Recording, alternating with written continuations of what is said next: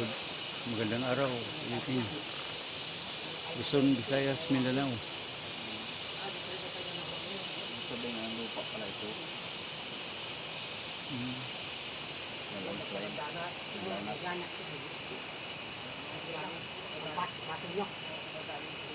Nag-explore kami ngayon sa isang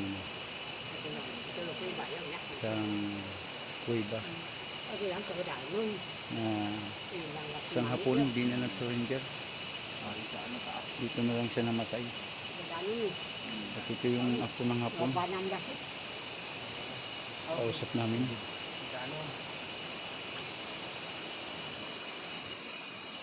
Tapos nag-iwan ng marker sa kanila.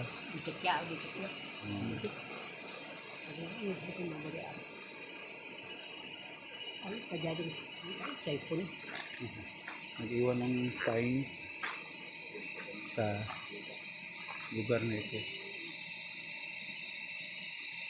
Bago namatay ng hapon, hinabilin sa kanila na yung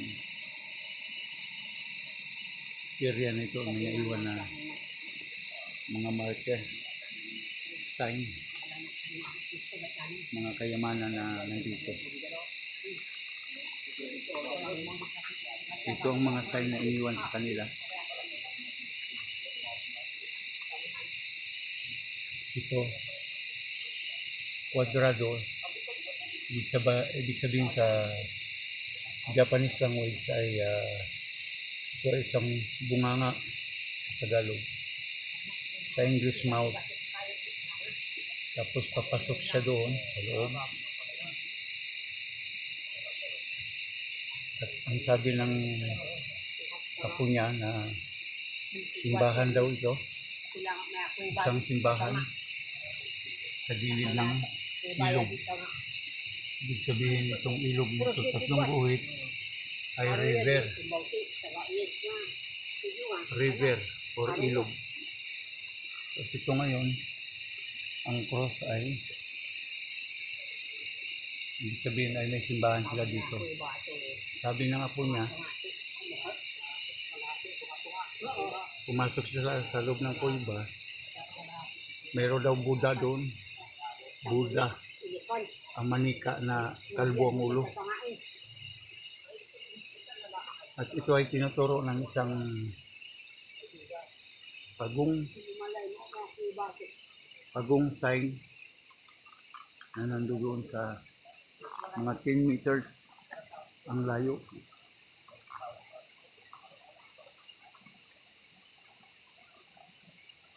Lalapitan natin yung pagong. Nang pagong naman ay nagtuturo doon sa sign na yon.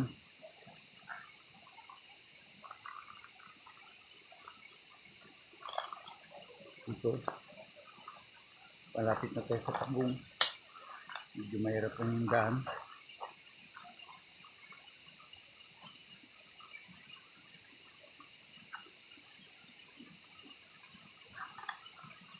Ito po, yan.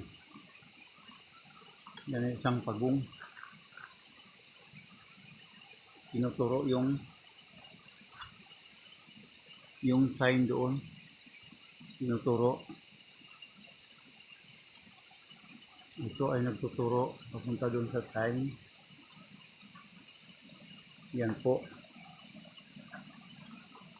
Dito tayo sa kabila. Yan po ang pagong nagtuturo doon sa sign. Ang lulo nila ay hindi na nag-surrender noong panahon ng 1944. Hindi niya na iniwan yung area na ito. Dahil naka-boundary dito na diyan sa kuweba na yan na ini-explore namin ay nasa 15 tons ang laman ng kuweba na yan. 15 tons. Inaarkila ito ng foreigner ng 2 milyon. Hindi sila pumayag. I-operate nyo ng mga foreigner. Pero ayaw nila. Gusto nila sila lang ang mag-operate. O pipili sila ng tao na mag-operate. Yan po, malapit sa ilog. Ang sabi ng apo is malapit sa ilog, mga 40 meters ay ilog na. Ngayon po babalik po tayo doon sa area kung saan nandoon yung sign. Ito po ay nasa bansang Pilipinas pa rin tayo. Pinakaliblib na lugar ng bansa ng Pilipinas.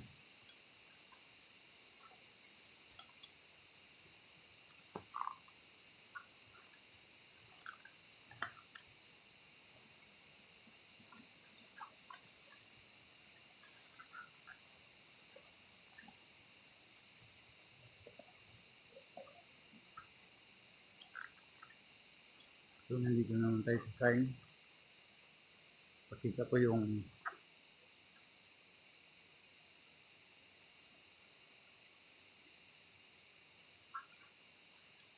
kuweba kung saan sila dumadaan pag nagsisimba.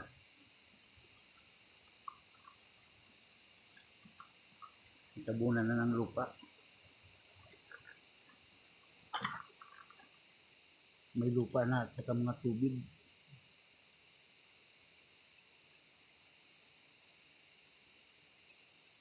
Doon sa itaas, mayroong sign doon na 4K. Mga 100 meters taas. Ibig sabihin ng 4K is pressure down below. Kaya nandito kami ngayon. Diyan sa bandang kanan, parang pinasabugan ng bomba para magtakip dito sa butas na ito.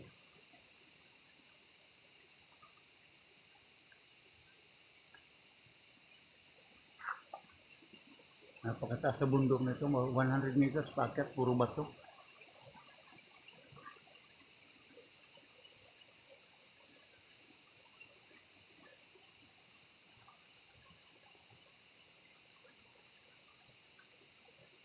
Napakalinaw ng sign.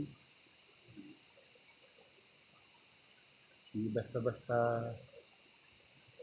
masinsil yung bato na yan, napakatigas. Kaya napakaligit ang lugar na ito. At halos wala pang nakakarating na ibang tao dito.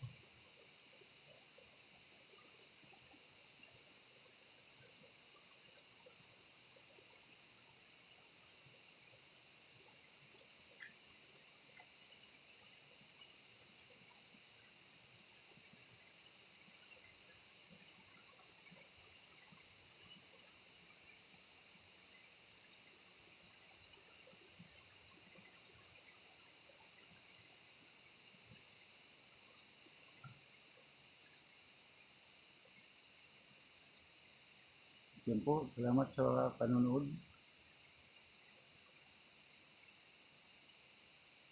Paki-subscribe na rin and like and share. Ako po si Tubuyon Buhol Vlog. Maraming salamat po sa panonood. Hanggang dito na lang po.